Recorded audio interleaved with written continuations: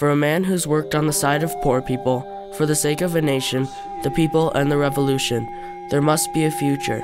It is yourselves who must show the way, for following your direction will be my last duty as a man, bringing the military rule to a close.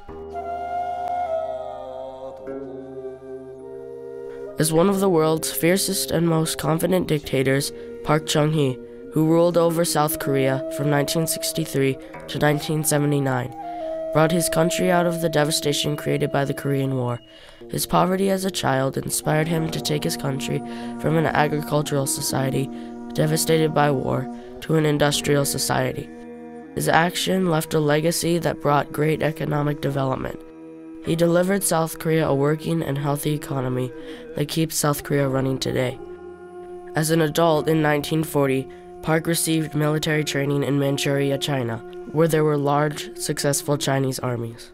This gave Park military experience and helped him to rise to higher ranks. In 1946, he joined the Korean Army. Since Korea was under Japanese rule during this time, Park fought with Japan in World War II.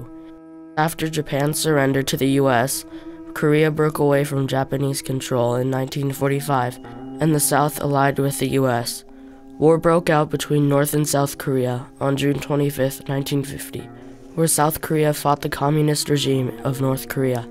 In 1953, towards the end of the Korean War, Park was promoted to Brigadier General, and a few years later to General of the South Korean Army. After the war, the government was almost non-functional in South Korea due to the inaction of its first president, Syngman Rhee, who had served since 1948. Many people were unemployed, and North Korea had a better economy with the help of Russia and China. 경제가 상당히 어려웠어요.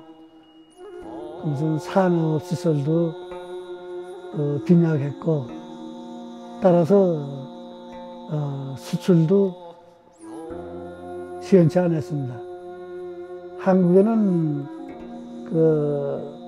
자원이 없어요. 자원이 없어서 순전히 이제 공업이 발달돼 가지고서 그걸로 수출을 해야 되는데.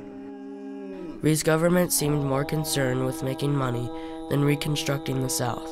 But then, on April 19, 1960, a student uprising occurred. College students protested against Rhee. He was forced to resign. On May 19, 1961, the South Korean military under Park performed a bloodless coup d'etat to take over the non-functioning government. 내가 1961년에 조지 피바디에 있을 때 벤다빌트 유니버시티의 교육대학이 조지 피바디 칼리지입니다. 그러고 나서 워싱턴 DC에서 한 분이 와가지고 학생의 하나로서 한국 학생의 하나로서 소감이 어떠냐 인터뷰를 하자고 그래서 인터뷰했어요. 그때 제가 뭐라고 대답했나 하면 민주주의는 한국은 민주주의를 원하는데 민주주의는 민주주의 방법으로만 기를 수 있지 한국의 민주주의를 하기 위해서 독재로 한국을 민주주의화할 수는 없습니다. 그러니까 박정희가 민주주의 정권을 맺히고서 독재를 하는 것이 장차 한국의 민주주의가 되려는 그런 보장은 절대 없는 겁니다. 하니까 저건 잘못된 겁니다. 네, 그랬다고요. 네. To defend his government, Park created a central intelligence agency called the KCIA on June 30th. The KCIA was established with the guidance of the US CIA to help control anti-government and pro-North Korea activities. Its original charter was Act Concerning Protection of Military Secrets. They were used to protect Park's rule. In 1963, Park officially ran for president of South Korea against Yun Po-sung. Park won the election very narrowly by 1% of the vote. Soon after taking power, Park feared that communism would spread to South Korea as the fighting began in Vietnam. 못하게 잘 방치했단 말이에요. 공산당 모략을. 한국에는 이렇게 자유로이 놔두면요, 공산주의자들이 날뛰어서 일을 잘 못해요. Park sent his first troops in September 1964 to support South Vietnam. By the end, he sent 300,000 troops and was rewarded with war purchases to help the South Korean economy. In 1965, he normalized relations with Japan, even though there were protests on the streets against it. Park knew Japan had a lot of buying power and understood that it was an opportunity to have a trading and economic partner. As President Park's first mandate in South Korea, he built the Seoul-Busan Highway, a highway that stretched from Seoul to Busan, the two largest cities in South Korea. This highway was not only a need for transportation, but it symbolized that transportation needed to be based on benefit versus cost. It allowed for the flow of commerce between the two cities. Park's largest industrial project was the railroad industry, helping transport resources like coal that would power machinery to make products. This created more jobs for people in South Korea. His government went on to create ships, steel, and textiles, all very important and widely used products that would sell well. As South Korea's economy grew, so did the number of jobs. Park ran once more in 1972 and defeated Kim Dae-jung. He wanted to stay in power past his 4-year term, so he created a new constitution called the Yushin Constitution that was adopted on November 21st. It was the constitution of Park's Fourth Republic of Korea. This constitution gave the president dictatorial powers. However, on August 15, 1974, Park was giving a speech when suddenly Moon Se-guang, a man hired by the North Korean government, fired a gun into the front row where Park was sitting. Park was guarded quickly, but stray bullets hit Yoo Young-soo, who was Park's wife. She died later that day. Due to this assassination attempt, Park's views changed. His thirst for power and lack of trust in everyone led Park down a stronger path of dictatorship.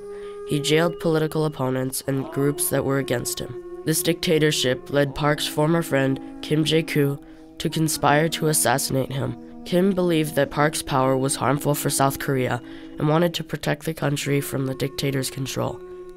On October 26, 1979, KCIA leader Kim Jae-koo pulled a gun and shot Park's head bodyguard, Cha Chi-chul. Then he fired at Park.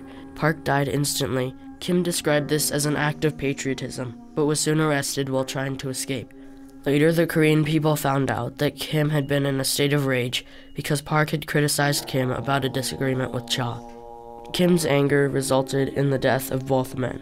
There was much grief following Park's death. Thousands of people mourned over his grave and put flowers and incense on his tomb. During this time, South Korea was in search of a leader. Then, Prime Minister Choi Koo-ha was elected the next president on December 6, 1979. Choi promised democratic elections to replace Park's old Yushin Constitution. However, Park's economic policies did not continue. Over time, from 1960 to modern day, Park's legacy grew the economy by 20-fold, and income rose to over $20 a day. This gave South Korea a great boost in the world economy, as it became the 3rd largest economy in Asia and the 13th largest in the world. Big businesses liked what Park was doing for the economy and encouraged Choi to keep going. In South Korea, there are many more jobs, homes, and less people on the street. Many people were grateful for Park's economic policies, but looked down on his later rulings. His ideas inspired leaders in South Korea today to keep the economy going and keep jobs and the stock market up. His desire for a better economy helped the country's attitude towards a thriving, successful South Korea. Before Park, communist North Korea had a stronger economy than South Korea, but gradually over the years and into the 21st century, South Korea developed a stronger economy than most countries in Asia. When he was president, 76% of the population thought that Park was the most effective leader South Korea had in its history. A poll at a South Korean university was taken about who the voters would like cloned for prosperity. Park came in 3rd behind Kim Koo and Mother Teresa. The New York Times commented on him and said he was one of the most durable figures in the East Asian political scene. President Jimmy Carter complimented Park as a staunch ally and an able leader, whose role in South Korea's remarkable economic development would not be forgotten. An Australian newspaper said that Park was the architect of the new Korea. Today in South Korea, there are many huge corporations like Hyundai, Daewoo, LG Electronics, Samsung Phones, and Asiana Airlines. The rest of the world benefits from Park Chung Hee's industrial transition and South Korea's industries. Park Chung Hee's legacy brought South Korea a running, reliable economy with democracy and low poverty. His actions brought a country out of the dark and into the light. Park Chung Hee and his economy made a new chapter in South Korean history.